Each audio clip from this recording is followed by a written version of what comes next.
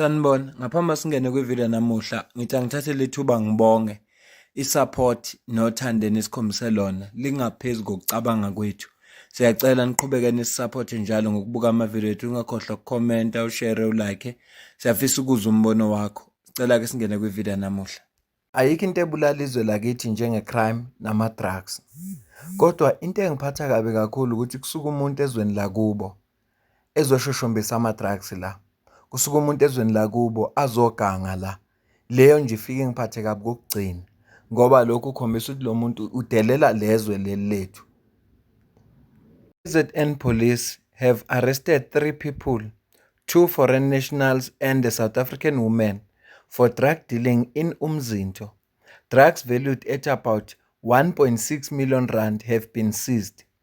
It includes cocaine, crack cocaine, crystal meth, 5,000 heroin capsules, and about 800 kgs of heroin powder.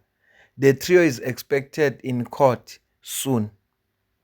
Abukho ubugebengu obungenzeka la eSouth Africa uma amaphoyisa kanye nabantu base-South Africa bengeyona ingxenye yabo. Njengoba sikhala ngobugebengu kanje ingoba abantu base-South Africa bangama-beneficiaries. Buka lo wesifazane naye oboshiwe ungwala eSouth Africa.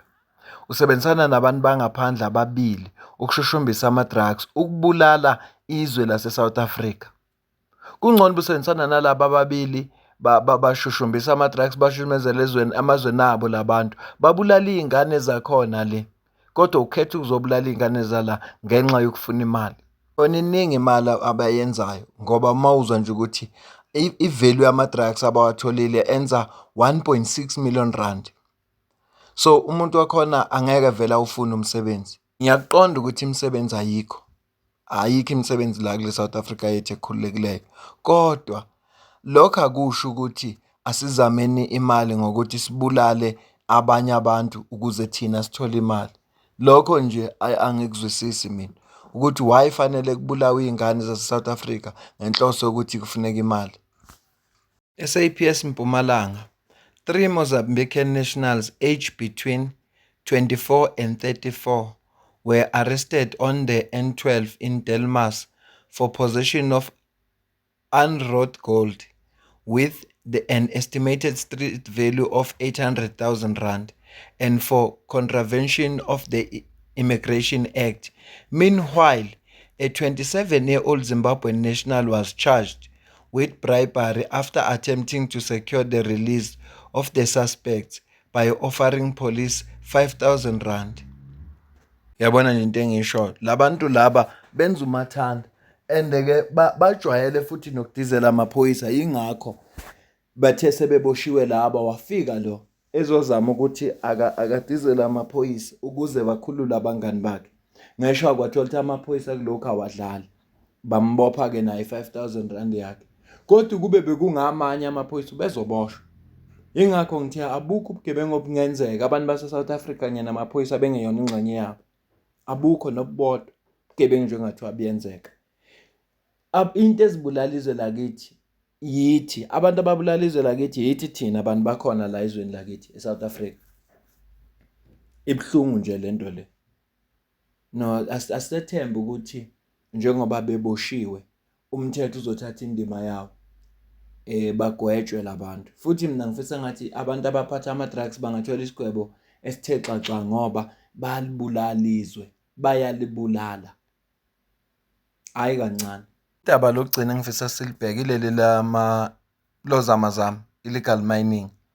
Eqinisweni lilonke le nto le ayikakazi ukuphela. Fanele nje sikuvumele, sikwamukele njengabantu base-South Africa ukuthi le nto yozamazama into engeke iziphele. Ngoba basebenzisana nabantu abathize okuyibona benza ukuthi izinto zenzeke. Ngaphambi kokuba nje singene kulolo daba ngicela sidlule la. When you get a chance, Phume elokishini. I repeat, when you get a chance, exit the township or your location. If you are a young black woman or a young black man and you have big dreams and you believe that you deserve a great future, listen to me. Get out of the township first. The township should not be your primary economic base. And this is not about emotions. It's about physics, systems, and compounding. You can hustle all you want, but the field itself is tilted. Effort alone is not going to neutralize the structure. Trying to build wealth in the township is like trying to plant corn on rocky soil. Hard work itself is the wrong strategy to use here in a wrong terrain. It's still a setup for a loss. You see, the phrase, don't forget where you come from, is weaponized because staying here isn't loyalty, it is a setup for failure. So when you get a chance, leave the location. It is not a betrayal, it's a chess move.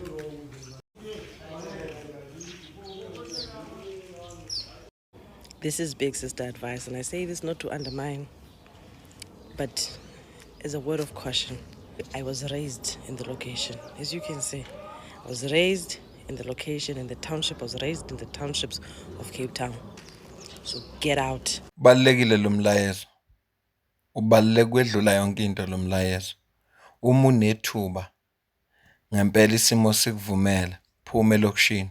Uma unethuba iy'ngane zakho azingafundi elokishini. Wobuka ukuthi iy'ngane zama-politicians zifundaphi. Yebo ukuthi kuyakhokha kodwa uma ufuna imfundo e-right nempilo e-right, balekela ilokishi. Balekela iy'ngane zakho ukuthi zingafundi elokishini. Ngiyagcina lapho. Ama-license wakhona singawajabulela mangaba angeke asirobhe. Singawajabulela sina inkinga mangabe angeke sirobhe njengalokho esikuyenzwayo. Kodwa uma kuzoyenzwa ama-license kube same nalokho esikuyenzwayo, and then he is not going to work. Ngoba manje ugweja ukwazi wonke lawo makhono. Wonke amakhono siyawazi. Manje ngakutshela enye into ukuthi abelungu bona laba kukhona lapho thina sikwazi singajika ngamakhono siyobadayisela igolide. So nina manje yenza license mayenzo yafika la. Kuzodependa ukuthi nisiphatha kanjani. Nisirobha kanjani ngoba vele kuroja siyakwazi kukhona. So after that and then kungasebenza vele khona ngeke kungasebenza. Basirobha. Sithengisa la kuma-gold exchange la eDrobeni. Khona vele bayasirobha. Futhi ayikho into esingayenza. Sizoshonaphi? Mangabe kunomlungu obethenga igolide kwikhampani legit yemine, kodwa esekwazi ukulithola kozamazama, sure uzolithola less, surely uzolithola less. Kodwa ukhona umuntu oyichaza kangcono lento engifisa ukucaphunela yena. Ngicela uzwe la. Why do you think we can't deal with Zamazamas and finish them? Because we know they are Mozambicans, they are South Africans, they are Lesotho nationals, they are Tanzanians. We know who they are. Yes. They are Zimbabweans. We know who they are. Why are we struggling to flush this thing out? We can't flush it out because the guy who gives a license to mine is a criminal. We can't. You can't. Department of Mineral and Energy are the custodians of minerals. Why is the custodian of minerals not doing something and having a budget that deals with protecting the minerals? Our minerals do not belong with us. It's because we have issued bigger licenses. We deny Malungana to be a subsistence miner, but we have given Lonmin to mine. Yeah. So Malungana will have no choice but to be a Zamazam. And this thing here is Zamazam might not stop. Let me put it this way, and I'm not saying that is the case. I'm simply saying let's put it this way. How much is it to extract a 1 ton of gold or 1 ounce of gold? And using the labor, it's very expensive. The cheap labor. No, the labor, the normal labor. It's very expensive.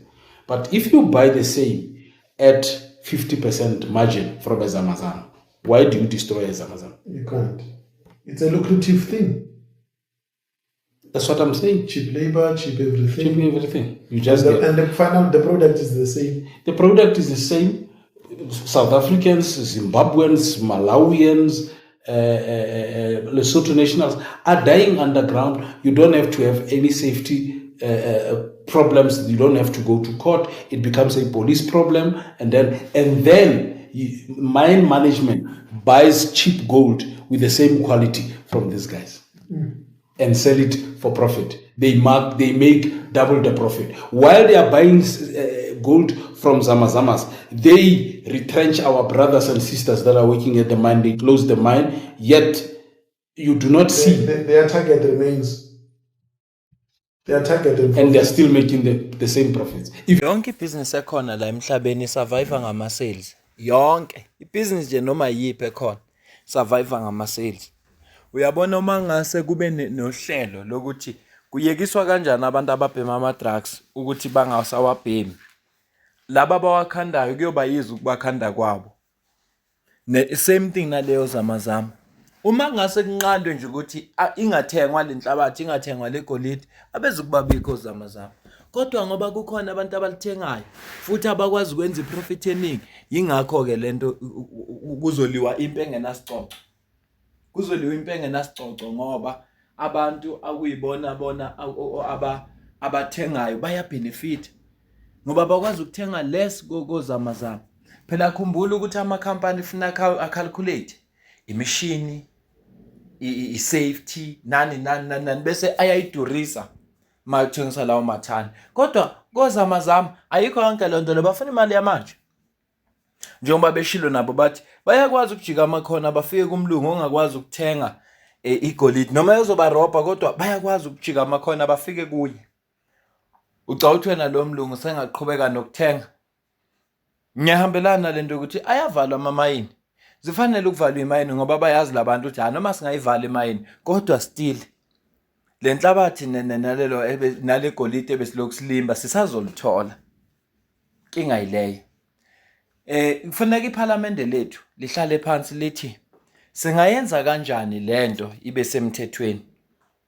Singayenza kanjani ukuthi isebenze ukuze kusetshenzwe ngoba vele ozamazama basaqhubeka nokuthola igolide okushuthi likhona.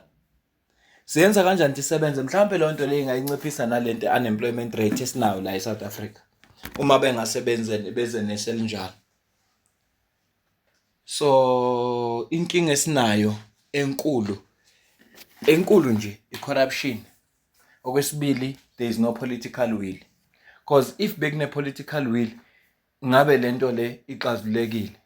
So sesothatha isikhathi eside kabi ukuthi lento zamazama iphela ngoba kunabantu ababenefitayo kuyo. Uma nje wena ukhuluma ukuthi fanele inqandeke, uyazidlalela nje. Kune operation vala umgodi. Imiphi imigodi evaliwe? Nangu witness D owelapha kwi-commission kaMadlanga uze washona ngoba ubelwa nozamazama. Abantu abalwa nalesihlava ngempela baya eliminate. Mawufuna ukuphepha la eSouth Africa noma ungabona icorruption ufuna ushaya ngathi awuboni. Ngake ngahlala endaweni enoduze nozamazama ngiyazi kahle into engikhuluma ngayo. Ukuthula nje ushaya ngathi awuboni. Unake indaba zakho uzophila ke uzophepha. Kodwa wafuna ukuba iqhawe wabeka iSouth Africa phambili nabantu base-South Africa phambili uzofa. Ushiye ingane zakho ushiye umndeni wakho. Baqhubeke labantu nokwenza ubugebengu babo. Mina nawe sidibana kwivile elandelayo ngiyabonga.